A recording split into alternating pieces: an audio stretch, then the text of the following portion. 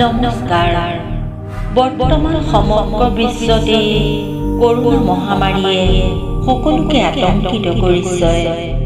এনে আতংকিত মুহূৰ্তৰ পৰা আমাক ৰক্ষা কৰিবলৈ যিসকলে অহৰহ সেৱা আগবঢ়াইছে সেইসকলক ধন্যবাদ জনাই মোৰ এটি অনুভৱ কবিতা ৰূপত। কবিতাৰ শিৰোনাম ধন্যবাদ কবিৰ যোদ্ধা।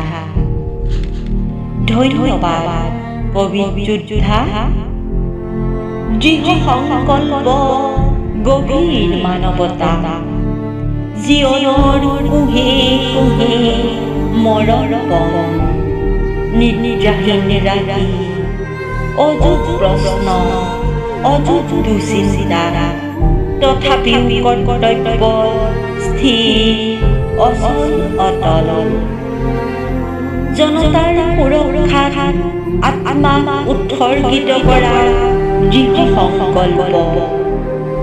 মনত পৰে বৃদ্ধা আইৰ কান্দো কান্দো কৰা সেতা পৰা মুখনিলৈ, পুৱতি নিশাতে এৰি থৈ অহা অকণমানিটোলৈ, পত্নী অথবা স্বামীৰ মুখ প্ৰশ্নমুখৰ, নগলেনো হয় কি?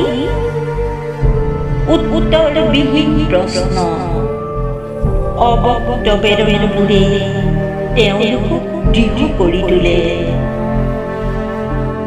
কেতিয়াবা এসাঁজ ভাত, কেতিয়াবা আকৌ অনাহাৰে, নিশা এপৰত অথবা ঢল পুৱাতে মানৱতাৰ পোছাক পিন্ধি বিধাতাৰ আশীষ নিৰ্মালি ৰৈ ৰণুৱা ঘোঁৰাৰ দৰে পবিত্ৰ কৰ্মত উৎসৰ্গিত। হয়তো তাৰেই নাম মহান মানৱতা। ধন্যবাদ কবিৰ যোদ্ধা। মানুহৰ হাত, উশাহ আৰু সপোনত ভাইৰাছটো বুকুৰ ভিতৰলৈ কুৰুকি কুৰুকি সোমাই যায় বতাহৰ সতে। কি যে নিদাৰুণ দৃশ্য, ভয়াৱহ সংক্ৰমণ সমগ্ৰ বিশ্বত। পৰিৱেশ বিনষ্ট কৰা মানৱৰূপী দানৱৰ হাতত পৃথিৱী আজি ধৰ্ষিতা কলংকিতা। এয়া মানৱতাৰ অপমৃত্যু নে বিজ্ঞানৰ উশৃংখলতা? বিশ্বৰ বুকুৰ পৰা মানৱ জাতিৰ অস্তিত্ব নিঃশেষ হোৱাৰ উপক্ৰম। যুদ্ধ মানেই প্ৰতিহিংসাৰ জুই, মৃত্যুৰ লগত হেতাৰি খেলা এচাম আকৌ মৃত্যু দূৰ। সিহঁতৰ শৰীৰত মহিষাসুৰৰ শক্তি। কবিৰ যোদ্ধা ছত্ৰভংগ দিয়াৰ নতুন নতুন পৰিকল্পনা। সৈনিক মানিৰ পৰাক্ৰমী বীৰ, মূৰৰ ঘাম মাটিত পেলোৱা পৰিশ্ৰমী সত্তা, যাৰ প্ৰতিটো কৰ্ম প্ৰতিটো ত্যাগ জীৱনক জয় কৰাৰ লক্ষ্য।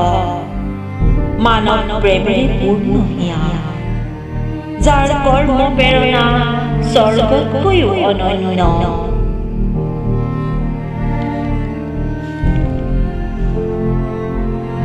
আমি গোলকীয় পৃথিৱীৰ পৰিস্থিতিৰ প্ৰতীক, জীৱন আৰু আদৰ্শৰ একনিষ্ঠ পূজাৰী তেওঁলোক।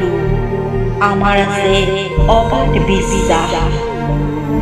বিপদ সংকুল পথত দুৰু দুৰু কম্পমান বুকুত প্ৰাৰ্থনাৰে প্ৰজ্বলিত শলিতা গছিত নকৈ তেল ঢালি প্ৰাৰ্থনা জনাওঁ। ভাগৰি নপৰিবা, কুশলে থাকিবা। আমাৰ আছে ভৱিষ্যত শান্তিৰ নতুন প্ৰভাত। অন্তৰৰ অনন্ত শক্তিৰে ধন্যবাদ কবিৰ যোদ্ধা। ধন্যবাদ কবিৰ যোদ্ধা। নমস্কাৰ।